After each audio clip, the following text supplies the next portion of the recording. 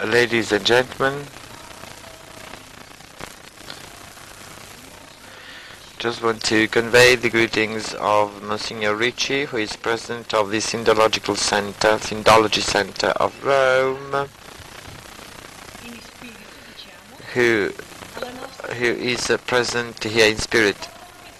Furthermore, I just want to convey the greetings of the Hungarian embassy and the representatives of this embassy here. They are particularly interested in our initiative.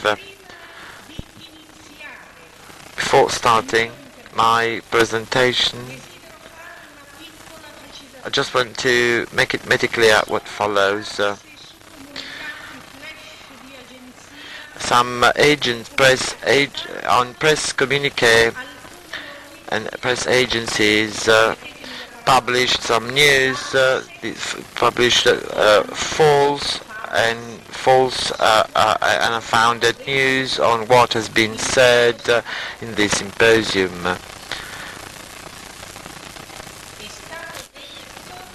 According to these communique, allegedly at issue was the topic of radio dating, and allegedly the topic at issue was conservation from an unclear perspective. Now we want to stress, to make it clear, first and foremost, that we are well aware, though some argue differently. So we as Siliato and I personally, we are all aware of the great interest and great sensitivity displayed by Monsignor Cardinal Solderini in the conservation of the Shroud. We do hope that as a result of the very important scientific presentations of this morning, an end will be put to some underground controversies which damaged syndological studies over the last few years. Because today we can say, in full conviction, and I'd like the press to film this. Anyway, we will release our own press communiques. So we are convinced that if in the past some studies were made, particularly by Stern, and if the Siliato initiative taken by Paris, now if all these initiatives were made it public and appreciated in their values, we could have saved, or we could have prevented some mistakes or misunderstanding from occurring. So the Shroud needs consensus, cooperation and mutual trust. It is all too important. The Shroud of Turin is all too important for our personal positions to be confronted with one another. We are nothing as compared to the sacred object, to the Shroud of Turin. And now, after having said this, let me start my presentation.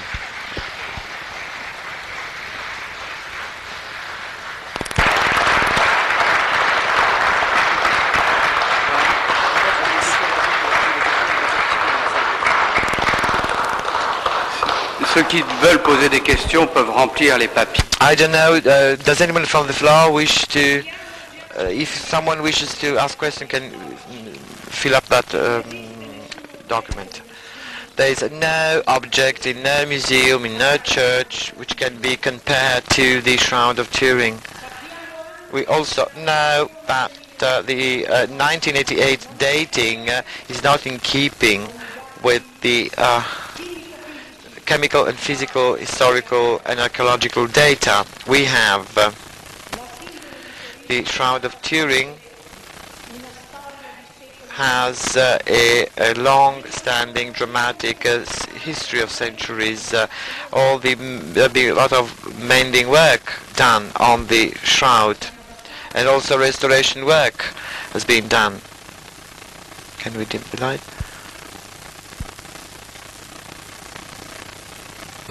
Ai nostri giorni Now, some actions have been made by the Sisters of Saint Joseph, San Giuseppe. Last year, extensive restoration work made by Clotilde di Savoia Bonaparte, and also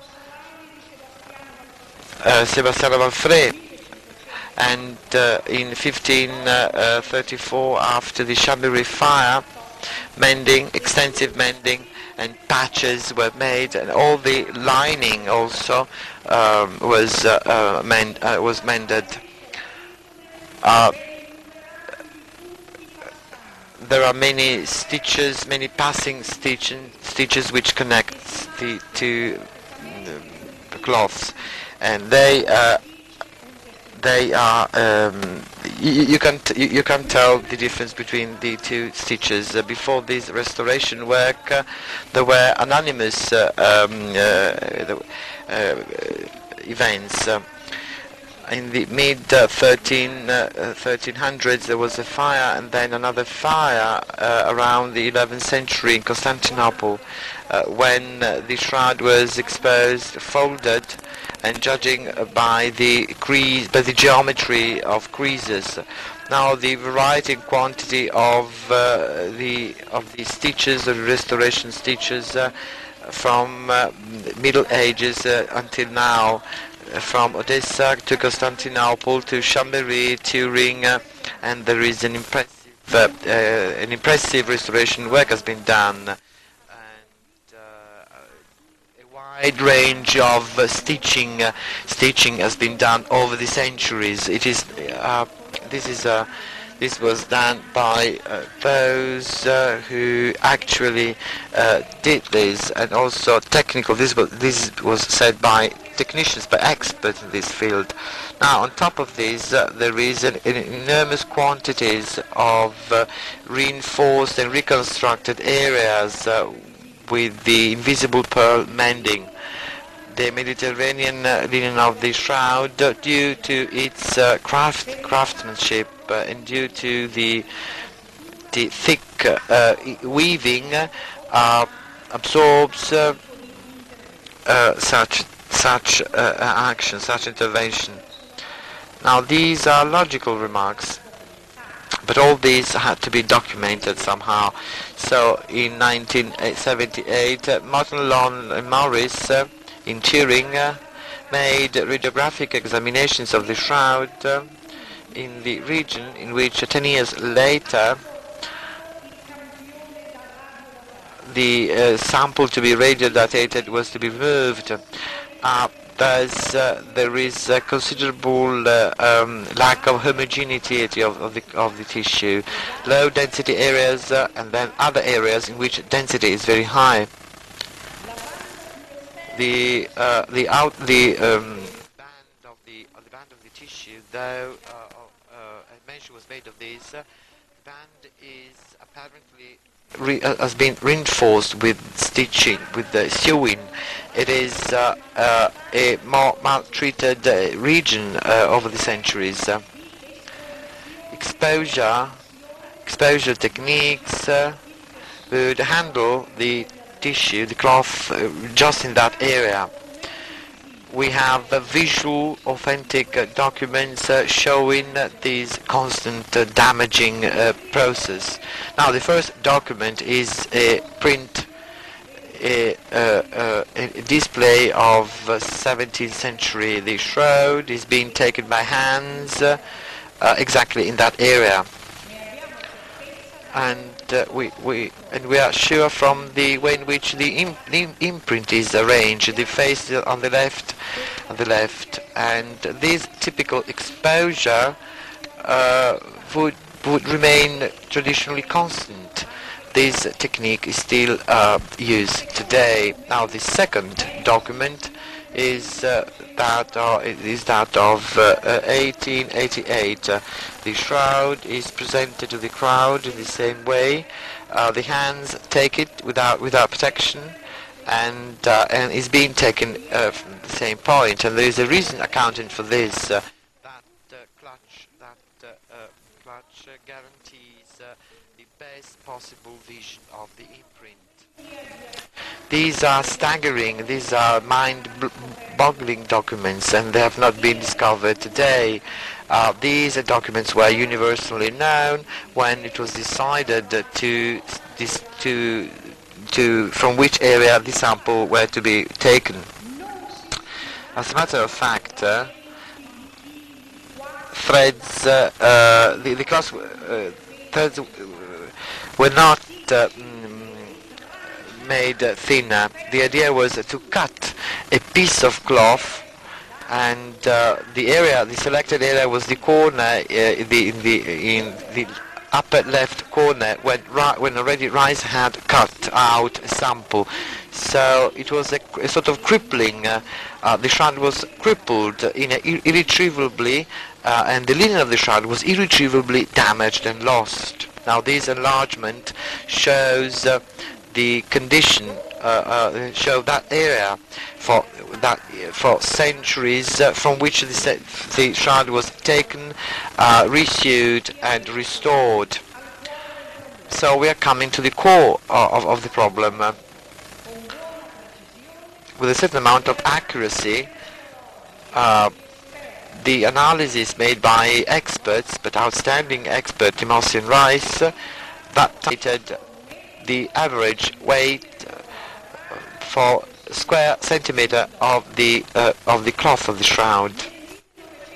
Now, in 1968, the weight was calculated also radiographically by Morris, London, and Motta, and the result was in keeping with the previous ones. The lowest average weight is the one suggested by Ricci, the one who made this, took the sample. Now, considering the unevenness of an ancient cloth, and in order to have a certain range, certain margin, what we did was to apply a certain tolerance, a certain margin in excess. So we, please don't forget this, we assume as many as 25 milligrams by square centimeter of the shroud. So what happened to the sample for dating? Now, according to the sample technician, the size of the sample are 8.1 centimeter by 1.6. That is square centimeters, 19, 12, and 96. Now, in the video documentation of the sample, we can read the sample, which is 478.1 milligrams. Now, if we divide the weight of the sample by the surface, what we get is an average weight amounting to as many as 36.89 milligrams. However, the sample technician said that he took away some irregularities from the sample and some loose threads. So the technician reduced the sample down to 7 by 1 centimeters. Furthermore, there are also data on the sample, 300 milligrams. Now, if we divide the weight of the sample by the surface, we get 42.85 milligrams per square centimeter. The sample, in other words, weighs 17.85 milligrams per square centimeter, in excess of the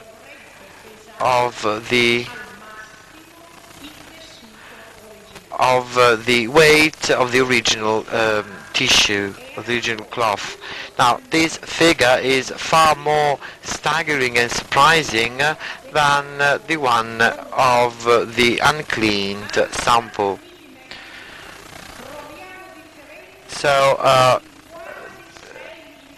there's a difference of 6 milligrams per square centimeters in millimetric distances,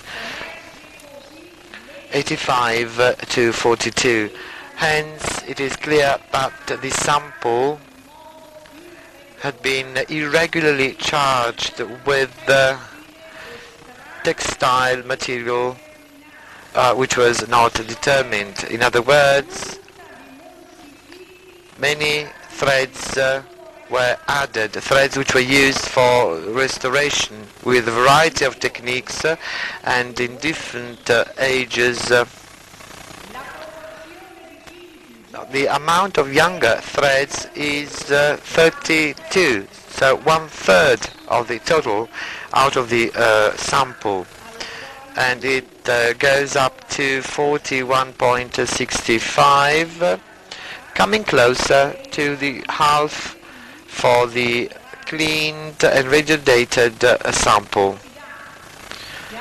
Now these data, which are staggering per se, can be further changed, and radio dating, which is not reliable. If the weight, that is 20 milligrams, were to be true, if it were so, a mixture of textile material of unknown origin in the young sample would climb to 45.80%, and in the sample handed over to labs would reach the staggering figure of 53.30%. Now, such a mixture of younger radiocarbonically material, maybe younger of 16th centuries. Now this difference changes the quantity of residual 14 radiocarbon. Kuznetsov made his presentation. He provided us with new tables for radiodating. Now if we add to Kuznetsov's calculations the amount of young tissue contained in the shroud, you can realize, you can see how the two dates, the two data, and the information together go to show the unreliability of the dating of the shroud.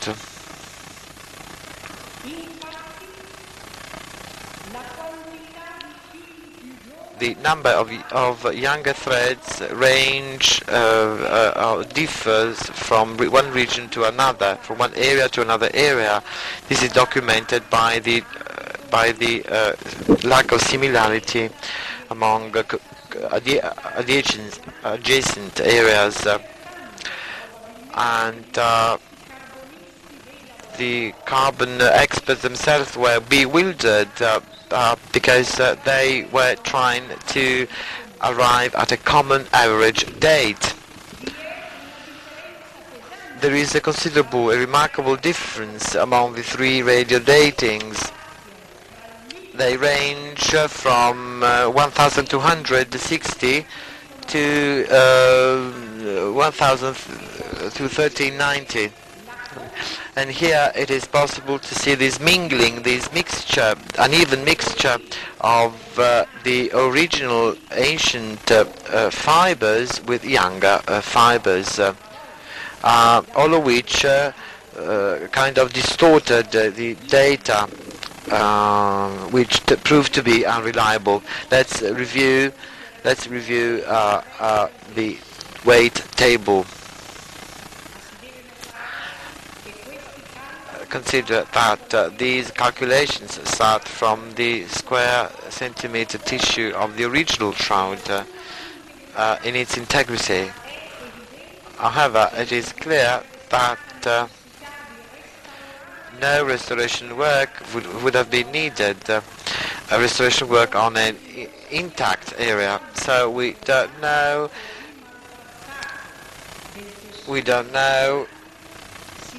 how much of that area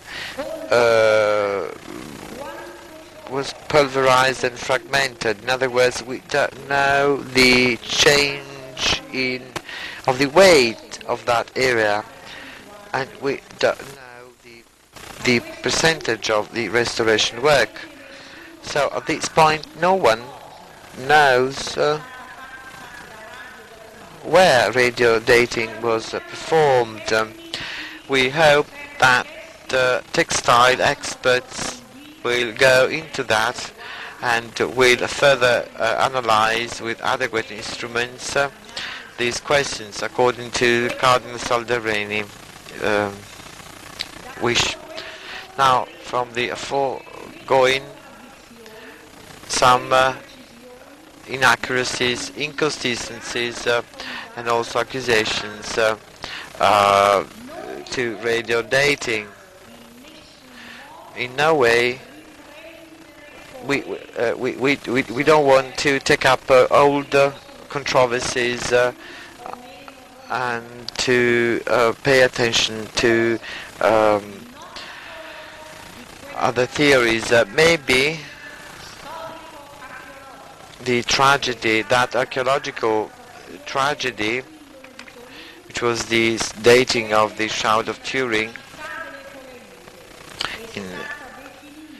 this dating was defined a wild medieval ordeal performed with laboratories instruments. Well, maybe this, and no one is to blame, maybe this is just a scientific accident.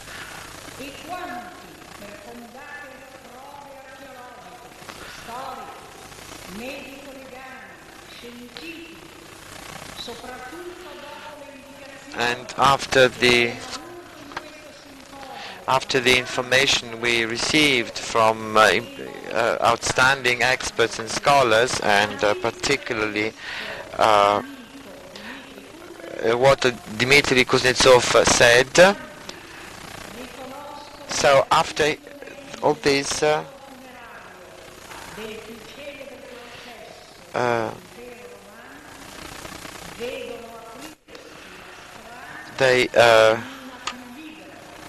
they consider the Shroud in a continuation of future studies.